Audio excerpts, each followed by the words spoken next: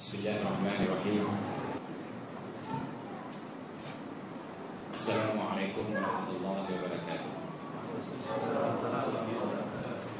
Innal hamdalillah nahmaduhu wa nasta'inuhu wa nastaghfiruh wa na'udzu billahi min shururi anfusina wa min sayyiati a'malina.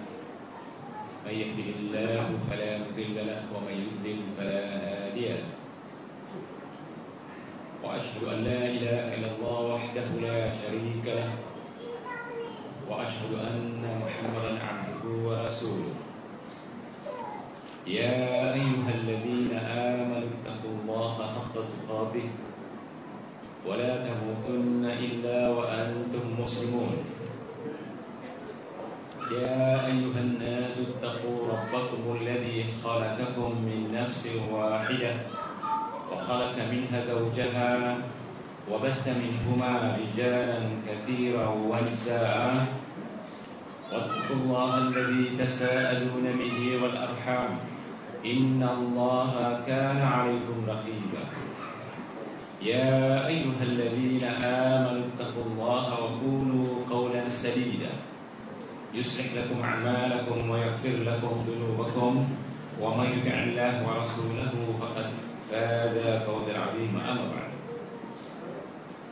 فإن أصدق الحديث كتاب الله عز وجل وأحسن الهدي هدي محمد صلى الله عليه وسلم وشر الأمور محدثاتها فإن كل محدثة بدعة وكل بدعة ضلالة وكل ضلالة في النار. إخوان إخوات حاضرين حاضرات sidang jamaah dari Allah Subhanahu wa taala.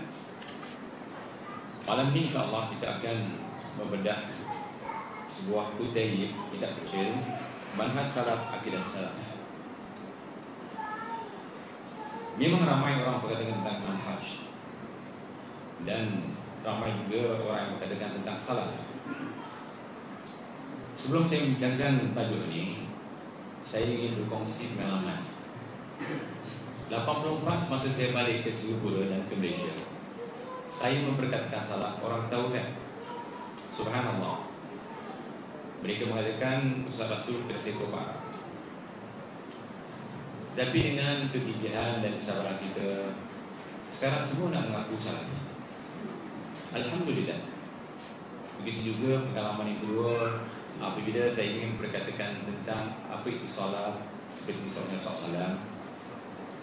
Mereka juga kata mereka, kami ni budak tarikah ke? Jadi bila memperkatakan tentang solat, bila buka babnya, alhamdulillah, sekarang semua nak cerita pasal solat. Alhamdulillah, berkesan.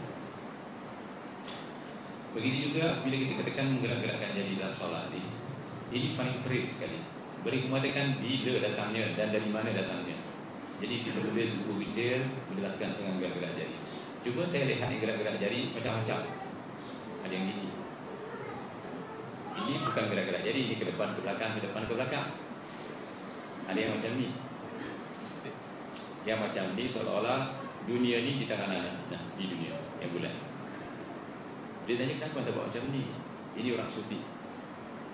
Ada yang tulis alif lam lam ha, alif lam lam ha. Itu juga tidak boleh. Ada yang ke kiri kanan, kiri kanan. Jadi ada sedikit saja. Wa'il bin Hujjar mengatakan wa ra'aitu yuharrikuha wa yad'u biha. Aku lihat menggerak-gerakkan jadinya. Syekh kami mengatakan begini saja, sikit. Bukan gini. Sikit saja. Bagaimana caranya? Sikit saja. Sikit saja. Bukan gini, bukan gini dan bukan gini, gini. Kita sedikit saja.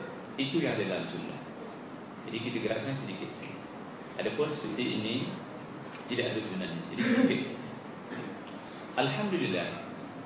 Kalau kita pergi Perlis misalnya, sahabat kita daripada Perlis, hampir semua orang sunnah buat seperti ini.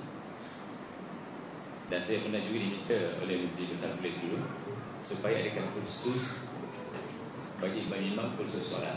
Ada kesannya bagus. Begitu juga tentang manhaj salaf.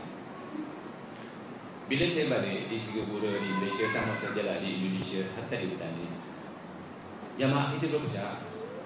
Mengatakan ahli sunnah wal jamaah dia tabligh, Mengatakan ahli sunnah wal jamaah ada yang Hizbut Tahrir.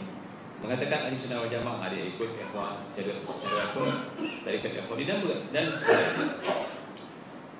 Memang perpecahan ini sudah dikhabarkan oleh Rasulullah SAW dalam sebuah hadis iftiraq, sataftariq ummati ala 73 firqah kulluha fi an-nar illa al-jamaah. Akan berpecah umatku kepada 73 pecahan.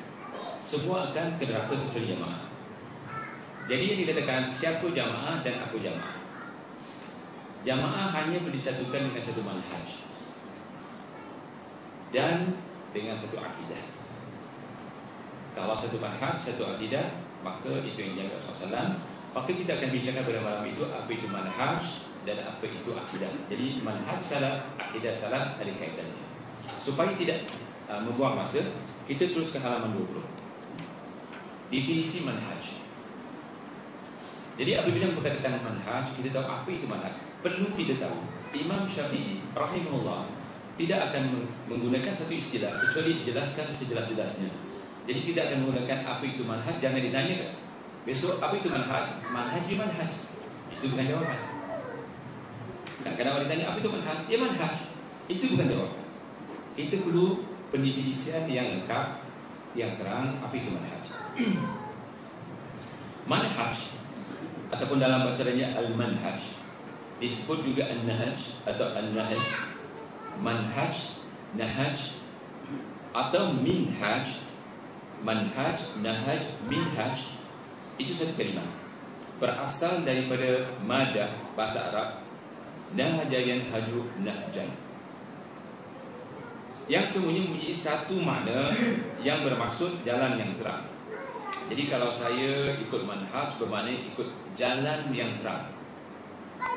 Mengikut manhaj salaf, mengikut manhaj salaf yang terang, jalan salaf yang terang, lurus yang tidak berbengkong-bengkong, tidak bengkong-bengkong, dan jelas seperti yang diperintahkan oleh sunnah Rasulullah SAW.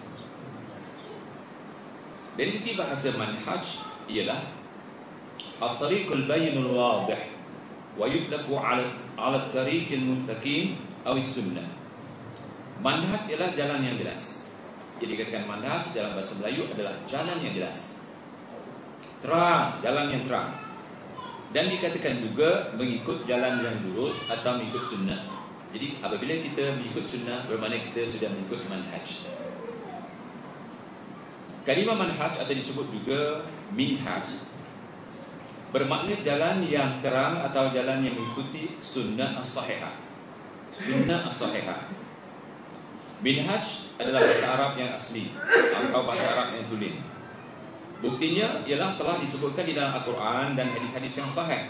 Antaranya di dalam Quran sebagaimana firman Allah, likullin ja'alna minkum syir'atan wa minhaja.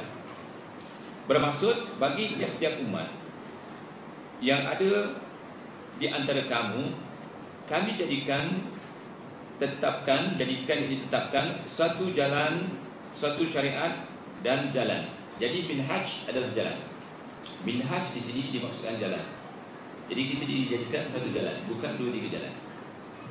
Seterusnya, berkata Abu Ja'far bahawa minhaj ialah jalan yang terang atau jelas. Jangan lupa kalau diulang-ulang. Kerana diulang-ulang kita ambil beberapa pendapat untuk membuktikan apa yang kita katakan itu benar. Kerana ulama-ulama yang memperkatakan ini, itulah penerangan penjelasan yang paling jelas bila diambil daripada ulama. Jadi berapa ulama mengatakan bahawa minhaj itu jalan, kita ikuti dan kita ambil. Kita ambil dan kita fahami supaya kita memahami apa itu minhaj ataupun manhaj. Jadi berkata Abu Ja'far bahawa manhaj ialah jalan yang terang atau jelas. Al-bayanul wadih. Di bawah ada rujukannya, jadi saya tidak perlu baca rujukannya atau lihat sendiri sebab kita nak menjimatkan masa. Dan apabila dikatakan tariqun nahj, berarti jalan yang terang atau bayyin, jelas. Jadi minhaj ataupun manhaj atau nahaj adalah jalan yang terang dan jelas. Menurut Ibn Katsir rahimahullah, manhaj ialah bahwa tariqul wadihus sahl. Manhaj, makna manhaj ialah jalan yang terang dan mudah. Jadi bukan saja terang, bukan saja lurus, tapi mudah. Itu makna manhaj dan minhaj. Kemudian menurut istilah, antaranya manhaj adalah cara ataupun aturan atau prinsip atau yang digunakan pakai bagi pembelajaran secara ilmiah. Seperti kalau kita pergi Mekah, ditanya Ummul Qura apa manhajnya? Manhaj dirasi dia semester misalnya. Madinah, Universiti Madinah apa manhaj dirasinya? Manhaj pelajarannya dikatakan manhaj salaf, iaitu manhaj lama. Jadi jalan untuk mengatur pendidikan juga dikatakan manhaj. Jadi manhaj ada banyak maknanya, tetapi ambillah apa yang ada dalam Quran dan hadis dan penjelasan ulama-ulama salaf. Dan kita terus ke halaman 22. Manhaj juga menurut Ibn Abbas, qala Ibn Abbas, sabilan aw sunnah. Tetap semua ahli tafsir, ahli bahasa, ahli fikih memaknakan manhaj sebagai jalan. Jalan yang mudah, jalan yang terang, jalan yang lurus. Ala kulli hal, inilah kewajipan kita memahamkan masyarakat apa itu manhaj melalui orang-orang yang dikatakan pakar seperti ahli tafsir, ahli bahasa, ahli akidah, orang Arab. Apabila memperkatakan apa itu manhaj, kita ambil dari mereka pengertian yang sebenar, baru benar. Baru kita katakan inilah yang paling benar. Jadi qala Ibn Abbas, jadi kata manhaj sabilan aw sunnah. Dan Ibn Abbas berkata lagi, qala Ibn Abbas sunnatun Nabi. Bermakna kalau kita ikut manhaj, bermakna kita ikut sunnah Nabi. Kalau kita ikut manhaj, bermakna kita ikut sunnah Nabi. Awal bayanul wadih, ataupun disebut juga yang terang dan yang jelas, itu manhaj. Sekali lagi kita ambil kata-kata Ibn Abbas, qala Ibn Abbas sabilan atau syari'atan. Jadi dikatakan manhaj itu adalah jalan atau syariat. Apabila kita ikut syariat, bermakna kita ikut manhaj. Bagaimana kalau kita katakan manhaj salaf? Jadi kita terus ke halaman 24. Apa itu salaf? Tuan-tuan, banyak orang yang komen mengatakan apa itu salaf? Kenapa kita tidak ikut manhaj salaf? Kenapa baru sekarang timbul perkataan salaf? Sebenarnya perkataan salaf sudah timbul dari dulu, sejak zaman Rasulullah SAW. Dan perkataan salaf itu adalah perkataan Rasulullah SAW. Di dalam satu hadis, hadis ini dari hadis Bukhari, tajuknya Fadailus Sahabah. Rasulullah SAW mengaku dirinya seorang salafi.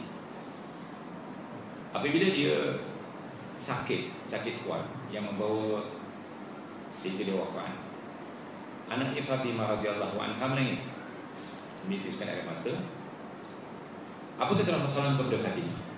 Isbiri wattaqi ni'mas salafi ana laki. Bersabarlah wahai Fatimah, bertakwalah kepada wahai Fatimah, sebaik-baik salaf akulah bagimu. Jadi kalimah salaf Rasulullah, aku adalah seorang salaf ataupun salafi.